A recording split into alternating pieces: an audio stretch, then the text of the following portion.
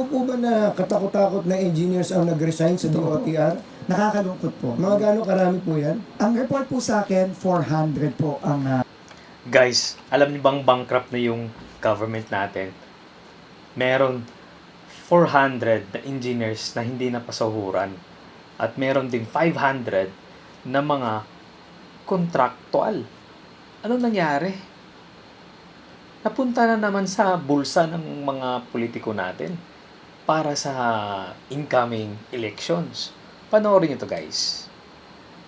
At naraang mga engineers sa Department of Transportation o DOTR ang umalis at nag-resign sa kanilang mga trabaho. Ito ang kinumpirma ng bagong talagang kalihim ng ahensya na si Vince Dizon sa panayam ng DZRH. Totoo po ba na katakot-takot na engineers ang nag-resign sa DOTR? nakakalungkot po. Mga gaano karami po yan? Ang report po sa akin, 400 po ang umalis. In the last, I guess, 6 months, 8 months. Ayon kay Dizon, dahil umano ito sa problemang administratibo at sa delayed na mga sahod ng mga manggagawa sa DOTR.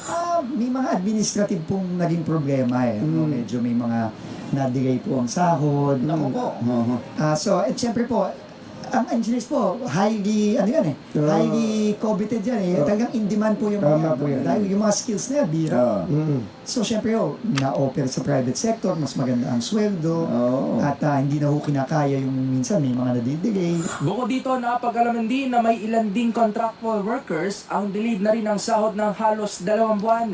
Totoo po bang may mga nasa 500 empleyado ng mga contractual ang hindi pinapasweldo ng DOTR 2 buwan na? Hindi ko po alam yung exact number, pero meron po akong sa aking mga briefing, meron pong mga nagsabi sa akin ng gano'n. Kasunod, Oh, di ba guys? So, meron 400 na engineers at saka 500 na contractual. Bakit? Ang tanong, bakit? Walang sahod. Oh, kayo nang humusga guys. Para sa akin, korupsyon.